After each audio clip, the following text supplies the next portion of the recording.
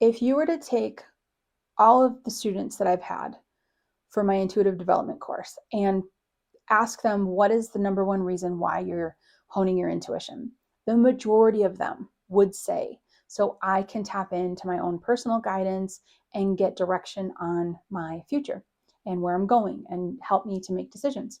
There's a small percentage that are working on becoming professional and bringing their awesomeness out into the world. Then there's a good, healthy percentage of people that take the course to be able to communicate with their loved ones. But by far the majority, it's about making decisions. And today I want to go over a bunch of ways that you can use opposite energy to get intuitive messages about the direction you're going or a decision you have to make. So this is going to be a good one because this is going to be a hands-on. Try this, try this, try this, try this, try this. And then at the end of this, you'll be able to go and try all those different things and you're going to find something that clicks with you and you're going to have another tool for your tool belt. Let's do this.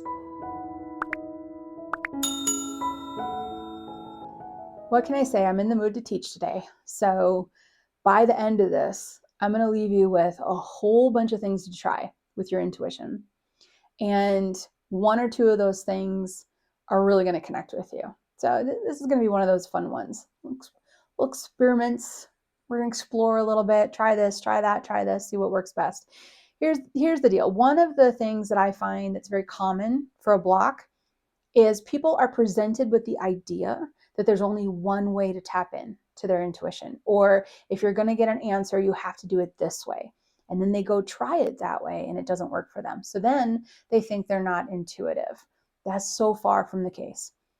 The better approach that I follow, and it's why, I've been teaching for so many years with the Sage Method course, the approach I follow is we're all wired differently, which means what's going to work for you is not going to work for the person sitting next to you and vice versa. So the more different techniques you try, the more you're going to learn about how your intuitive wiring works.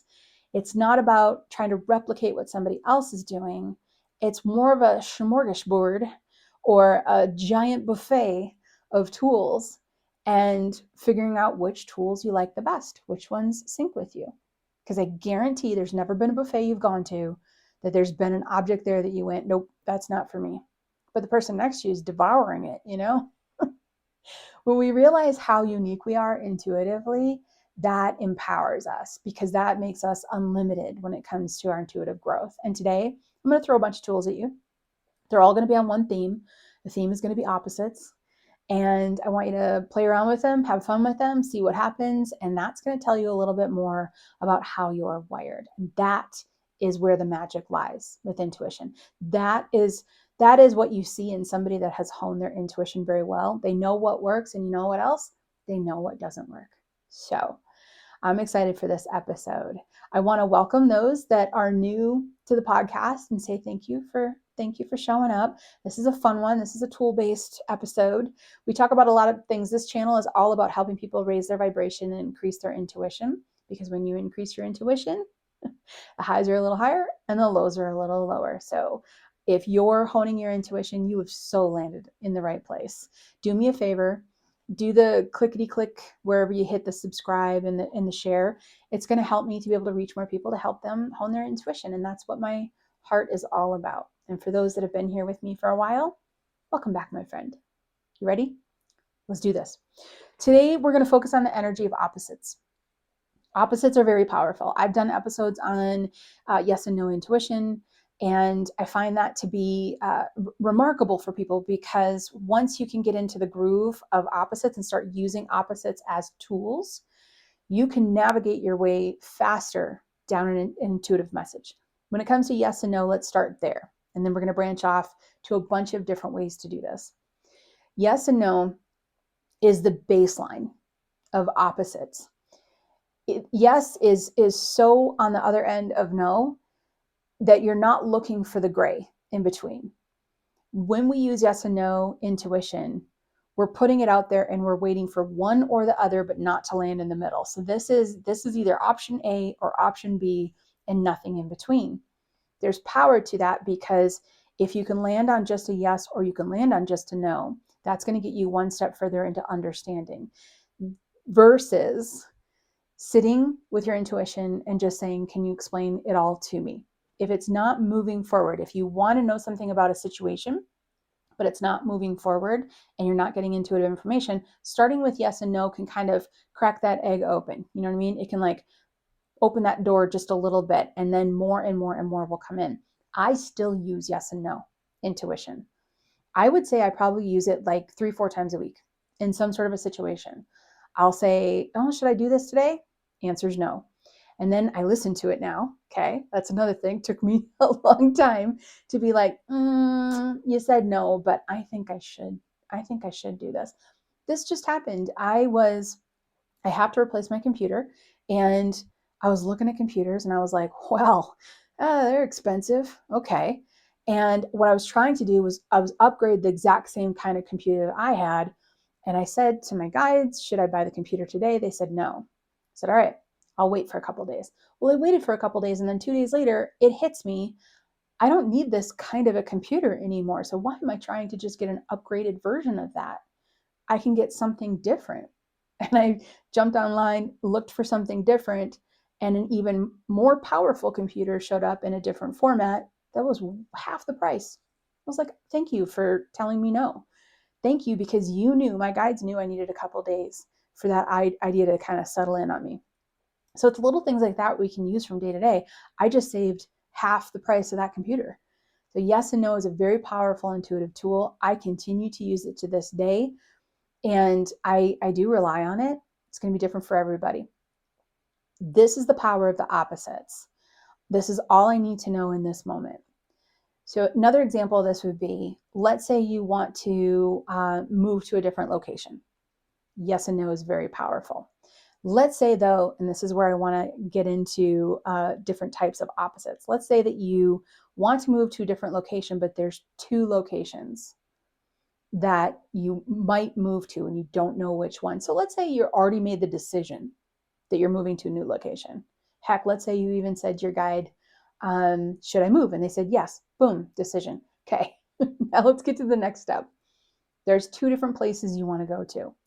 When we can see these 2 locations as opposites of each other, that extra step on how you view these 2 choices can put them far apart energetically enough that it's again going to be only this or only that, but not a mix in between. So no matter what it is that you're looking at, the further apart you can make the 2 choices, the better. Let's jump right into this with a tool, and then I'll keep explaining as we go. But I think so far it probably makes sense that when you can get 2 things far enough apart energetically, it'll be easier for you to pick up intuitively which one they're guiding you toward, if that makes sense. So if you're asking, okay, you want to buy a new shirt, and there's this one that's like red, and then there's one that's mauve, it's going to be kind of, those are energetically really close. But if there's one that's red and there's one that's like bright yellow, those are so far apart that the signs that you can get and the intuitive messages that you can get, you'll have more certainty which direction they're pointing you. Okay, hopefully that makes sense with the opposite energy. Let's use an example. One of the tools I'm going to throw out at you is 2 doors. And what I want you to do is I want you to imagine that you're in a hallway, and on your left is a door and on your right is a door. They're both closed. There's just 2 doors, just one big hallway, 2 doors. That's it. And you can either imagine these or feel these, picture them, just know that they're there. And I want you to decide, behind the door on your left is the one location I'm going to move to. And behind the door on the right is the other location I'm going to move to, potentially. Like, these are your 2 choices of where you would move, is a better way to say it. So door number 1, option A. Door number 2, option B. I want you to take a moment to think about the things that are very different about these 2 options. And I want you to apply that to the 2 doors. Let's say the one location you're considering moving to is a city and the other location is in the country. That is a very opposite experience. So take your 2 options, find the things about them that are very opposite to each other, and focus on that. So option A, city door. Option B, country door. So now it's not the name of the towns. Now it's the biggest difference between the two. Okay, we've labeled them. We're in our meditation, and it's okay to create all of this so far with your imagination. I want to make that really clear. This is an exercise where you can use your imagination to set the scene, to set up the stage, and you did that. Use your imagination to create the hallway. You've created a door on your left that's marked city. You've created a door on your right that's marked country. Now what I want you to do is I want you to turn to the door on your left, and I want you to just take a minute to just connect with the door. This is where you invite your intuition in. This is where you let your imagination calm, and you say to your intuition, tell me what you want me to know about this door. And something might show up on the door. It's still closed. Something might show up on the door. Something might highlight, or you might see a certain type of material that the door is made out of, or maybe the handle turns into a certain, I don't know, animal or a shape or something. And then when the time is right, you'll feel it. Go ahead and open the door to this room, step completely into the room, and just let your intuition tell you anything it needs to tell you. When you feel like that's complete, step back out, shut the door, you're back in the hallway. I want you to then turn to the other door. And I want you to do the exact same thing. Take a minute with this door. This is the country door. Take a minute with the door. Let it show you anything that it wants to show you. You're going to open the door. You're going to go completely into the room, and you're going to let your intuition tell you anything it feels it needs to tell you. Come back out of that room. The exercise is done, right? One hallway and two doors set up with your imagination. Decide the opposite of each. Label them. Go into one room. Let your intuition tell you what it wants to tell you. Go into the other room. Let your intuition tell you what it wants to tell you. Now, you can sit down and take the information of what happened to you in each room and evaluate it. Did you go into the city room and it was just a downpour of rain? Was it just dark and gloomy in there? And then you went into the country room and there's a whole bunch of sunlight? And you could say, well, yeah, but that's the country. There's sunlight in the city. There's sunlight in the city. Could have happened the opposite way. You could have gone into the city room and it was just big, bright light and laughter. And then you could go in the country room and it was just dark and gloomy. It could be just a feeling. You could feel uncomfortable in one room and feel super comfortable in another. And that's your intuition telling you something. What you've done in this case is you've set up two situations that are so opposite of each other, and then submersed your energetic body in one, and then submersed your energetic body in the other. This allows your intuition to say, hey, I know you are so focused, your energy in the city, so this is what I'm going to tell you about it. And then you pull back and you focus your energy into the country room. Now your intuition's like, okay, good, now we're talking about this. So you're setting the stage for your intuition to say, hey, I only want to focus on this. This is a much different experience than sitting down and saying, okay, I either want to move to the city or to the country. What can you tell me about that? And that can be, especially if you're just starting to hone your intuition, that can be confusing because something might come through. And it's like a symbol or something. And you're like, well, I could apply that to this, or I could apply that to this. See what I mean? So what you're doing is you're setting up the stage. And you're taking just the littlest bit of control over what you focus on for a minute and then what you focus on for the next minute. That's what I'm talking about with opposites. When you harness the energy of the opposite energies and then submerge yourself in one and submerge yourself in the other, you're golden. Now, let's get into how to do this. And this is where we're going to try it in a whole bunch of different ways. You can do this by, and I'm going to stick with the city and the country example. I mean, you could be trying to decide on two different college majors, or three different college majors. There might be three different doors you go into. You can change this up however it works. You might be trying to decide if you should stay in a relationship or if you should leave a relationship. That's opposite situations in itself. So one door is what's going to happen if you stay, and one door is what's going to happen if you leave. You can break these down in a lot of different ways, and you can apply to so many different things. But now let's talk about a bunch of different ways to implement this. One of my favorites, you've probably already heard it from me, index cards. I love index cards because you can write something on them and then you can fold it up and you can write something on the second one and you can fold that one up and you can mix them up and you don't know which one's which. That is gold. So with index cards, what you would do is on one, you would write the first location and write city because you want to emphasize the opposite. And on the second one, you would write the second location and write country.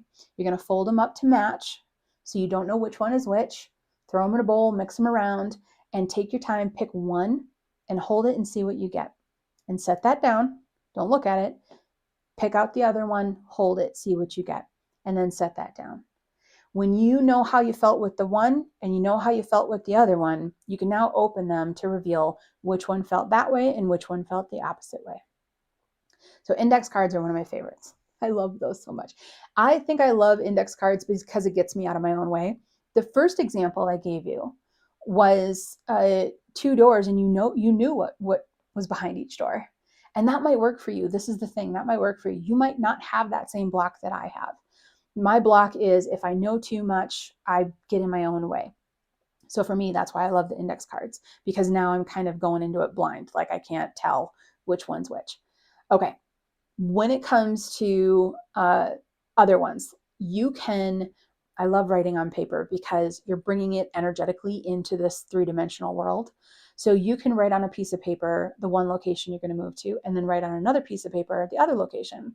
You can do 2 things with this one. Take the pieces of paper, go into a room, put them in opposite corners of the room. See, we're really pushing the opposite thing.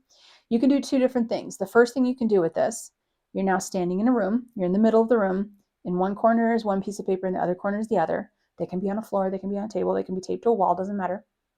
So you've now designated that area of your space to be for the city move, and you've designated the other area to be the country move. You can either walk over to one and see how you feel, maybe touch the piece of paper or not, just stand in the vicinity of it, and then walk over to the other one and just be in the vicinity of it, and get information both times. Or let me actually say, or you can stay in the middle of the room and ask your guides to pull you in the direction you're supposed to go. You have set up opposites and you're going to feel one way or the other. That's another way that you can do it. You can even do this with the hallway. Go back to that. You set up the city room, you set up the country room. Which door are you pulled to? It can be that easy. For some of us, we're wired to explore both and then make a decision. For some of us, we're wired to be drawn in the direction we're supposed to go. See how we're so different?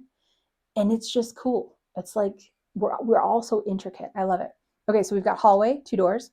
We have a piece of paper where you can put it in one corner, put it in the other corner. You could put it on the floor and go stand on it too. That's going to be an energetic statement. You know, that might work for you. You can say that the city energy is within a room and the country energy is within a different room in your house. You can set that intention, and you can literally walk into, let's say you decide that you've got like 2 bedrooms in the house, and you decide that one bedroom is temporarily going to hold the city energy, the place that has the city energy. And the other bedroom is going to temporarily hold the place that has the country energy. And then go walk into that room and submerge yourself in the energy, and then come back out and then go walk into the other room. And so this is not so much just sitting down and meditating and seeing it and creating it with your imagination. This is physically filling a room up with the energy of the one place, physically filling the other room up with the energy of the other place. And again, the filling up of the energy is intent-based. You can take those pieces of paper that have the writings on it and put them in each room and let the energy of those locations fill up those rooms. Or you can just say, this room, please fill up with the energy of location A. This room, please fill up with the energy of location B. I will say, especially if you live with somebody else, even if you're by yourself, when you're all done with this, clear the energy out of your house. Because you don't want to like go and make dinner and watch a movie and then come to bed and all of a sudden you're submerged in the city energy and you're like, why did I dream I was in New York or Tokyo? That was weird. So if you're going to fill an area up with energy, I want you to go ahead, and then when you're all done and you've collected all the information, I want you to go ahead and wash that away. Just let it go. Absolutely let it go. You can do this with stones as well. If you are very connected to stones and you know stone meanings and such, you could find a pair of stones that represent what you're hoping to get in the move. So let's say you're hoping to find success in a new town, and there's a particular stone that has success energy. Get 2 of those, and I'll give you some other options, but if you can get 2 of those same stones, go ahead and get 2 of them. Have one in one hand, focus on city energy, one in one hand, focus on the country location. Or put them in front of you. Hover one hand over the city location and then hover one hand over the country location. One of those stones is going to vibrate loudly. It's going to speak to you and say, come this way. Come this way. If you don't have 2 of the same stone, or you're like me and you're not drawn to stones and their meaning, so you're not fluent in that, find 2 stones that you think are pretty. Go out front and in your front area, just grab 2 stones from Mother Earth. They don't have to be shiny. They don't have to be pretty. They can just be 2 stones from Mother Earth. And you can ask the first stone, please hold the energy of the city location for me. You can ask the second stone, please hold the energy of the city location for me. Okay. Having that opposite energy is really gold when it comes to navigating, because instead of just starting to walk through woods, you now have 2 paths. And it's like, it's a lot more simple. You can, okay, I don't know where this path is taking me, and I'll get more information, versus I don't know where this path is taking me, but I'll get more information. These are golden if you think about it, because let's stick with this analogy.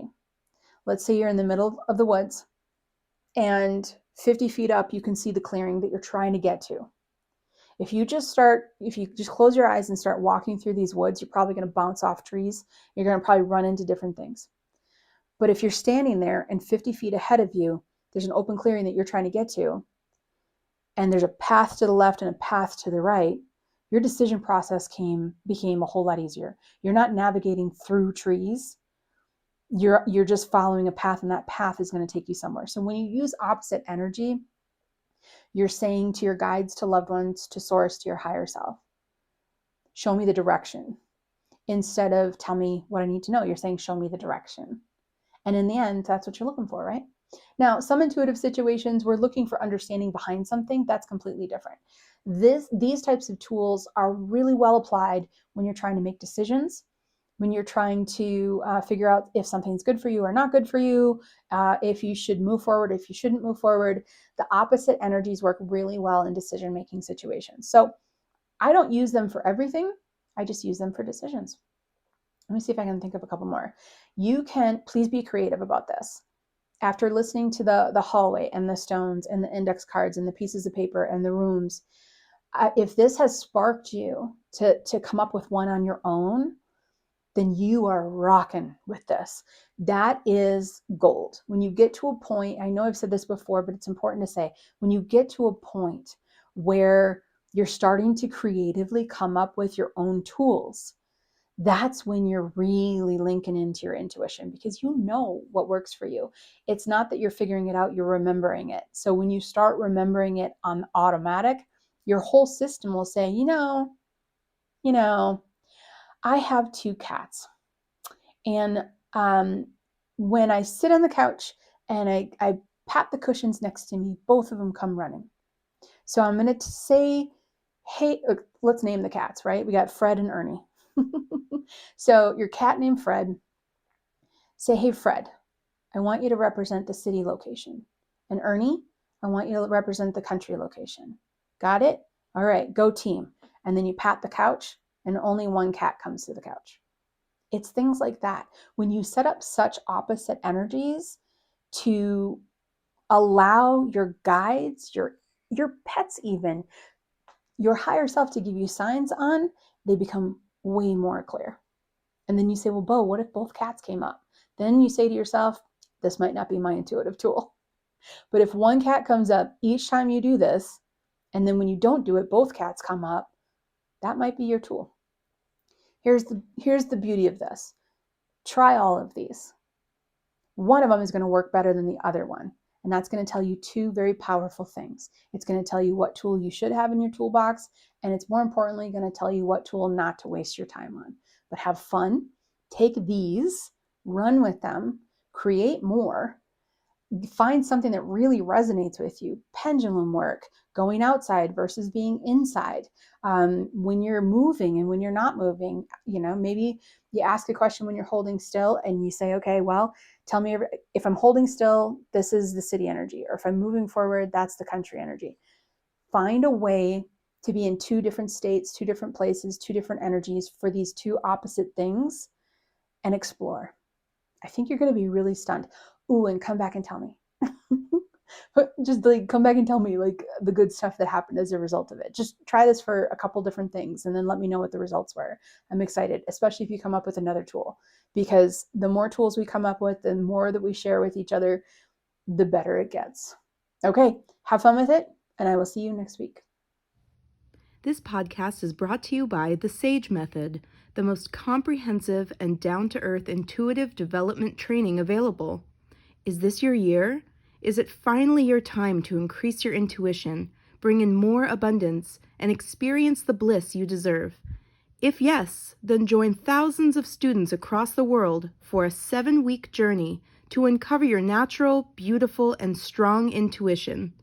Visit us at thesagemethod.com for more information.